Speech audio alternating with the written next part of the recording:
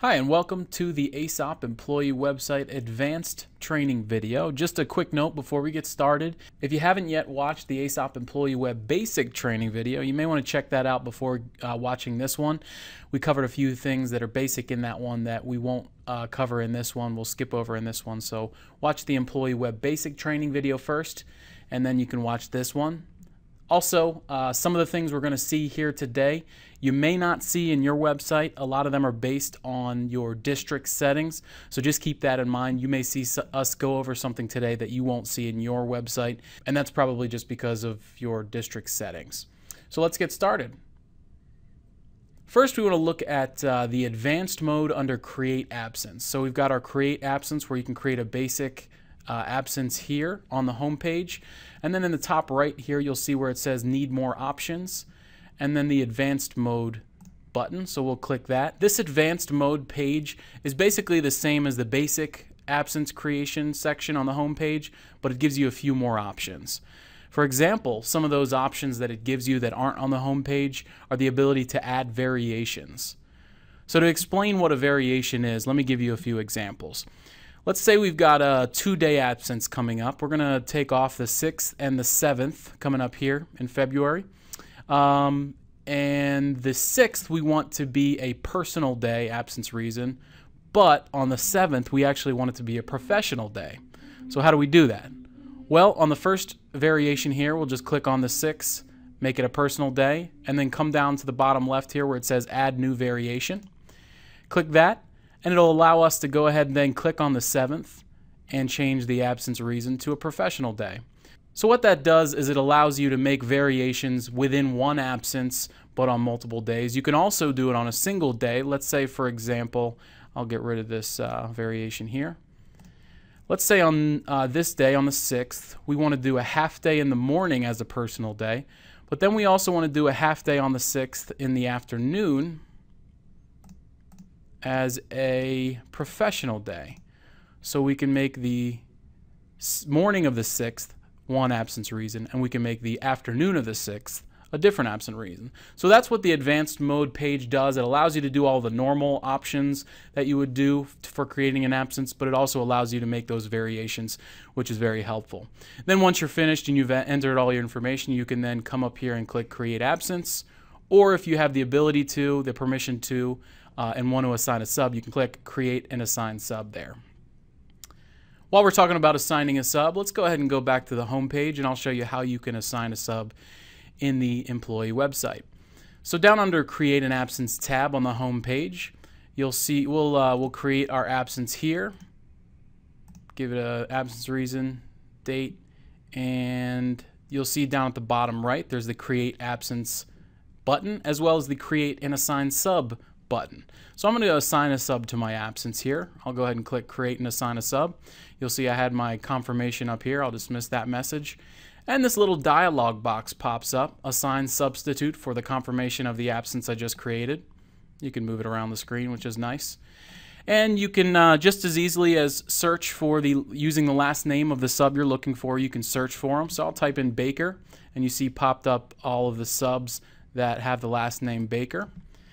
You can also, if you have a preferred sub list set up, you can also choose from your preferred sub list. If you're not sure what that is, we'll go over that at a later time. But I could also choose from one of these subs on my list. And then finally, what I could also do is view a full list of all the subs. And here, I click that, I can search for the sub I'm looking for, as well as click this alphabetical keypad here, and I can look through and based on the first letter of the last name, find subs to look at.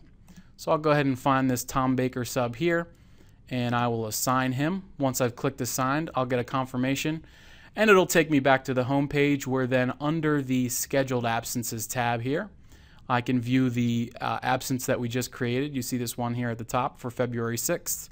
Tom Baker is assigned as the sub. Just another note, something to point out under the Schedule Absences tab here. If you haven't already assigned a sub, there is this green Assigned Sub with a check mark here. So we have an absence here where we could click the Assign Sub and go through the process to add a sub to those absences as well. Let's talk now about canceling an absence that's already scheduled.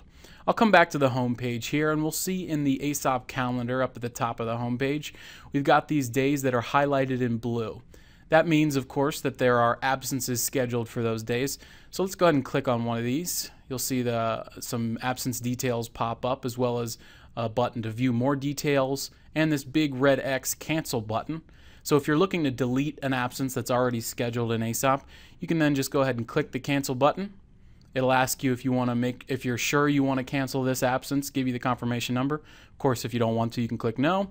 If you want to, go ahead and click yes. We've got a confirmation that it's been deleted, and I can dismiss the message. Another way you can cancel an absence would be to come to the Scheduled Absences tab here on the home page. You'll see next to these absences, there's a big red delete button. Go ahead and click that button to be able to cancel the absence. And just keep in mind that you can only cancel absences that haven't actually happened yet, so only future absences. Another feature of AESOP is the ability for districts and schools to approve absences once they've been entered. Now, this is something that your school and district may or may not do, so if you don't see some of these options, don't worry. But let's look at what approvals will look like in the employee web.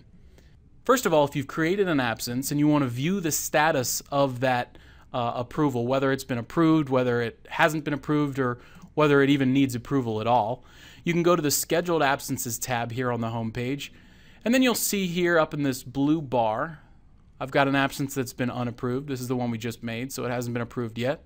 Here's another absence that's been approved. And then we've got other absences that don't even need approval. For the absence reason, family illness, didn't need approval for that absence. Also, if your absences need approval, you can look at the Denied Absences tab here on the home page, and this will show you absence details for any absences that have been submitted but have been denied by your approver. And just another note about absences, depending on your district settings, you may or may not receive an email when an absence is both approved and or denied. So just keep that in mind. If you don't see an email, not a problem. That's just a district setting, but that is something that may happen if your district has it set up that way, that you could get an email for approved absences as well as denied. So let's look at absence history, how we can see absences that have actually already happened. We'll come back to the home page here, and then on the home page, we'll click on the Past Absences tab. This shows me that I've got 3 past absences that have happened in the last 30 days. Now, this tab on the home page only shows the last 30 days, but if you want to see further back, go ahead and click up here at the top on View More if you want to see past 30 days. And this gives us the option to see the last 60 days, 90 days, 120, the whole school year, last school year, or even a custom date range. So if you wanted to view a custom date range and you click on Custom, you'll just enter your from date, your to date, and then click Go, and AESOP will show you a list of all the past absences within that date range. Now, in the basic training video, we showed you how to upload files to specific absences. But what if you have a file that you want to automatically upload, automatically attach to every single absence that you create? Something like a seating chart or notes on your students.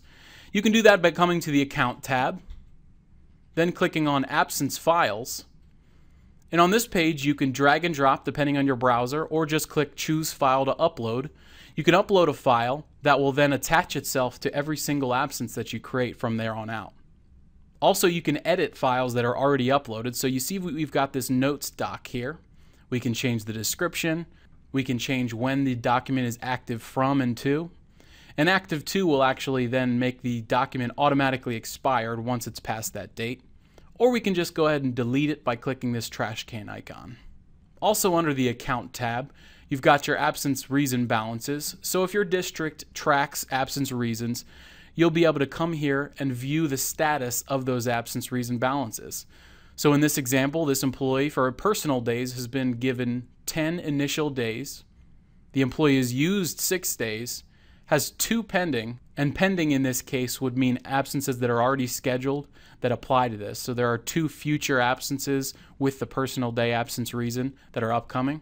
And then you've got your net balance afterwards. So right now this employee has 4 days or just 2 days left after the pending are factored in. Now let's take a look at the Directory tab.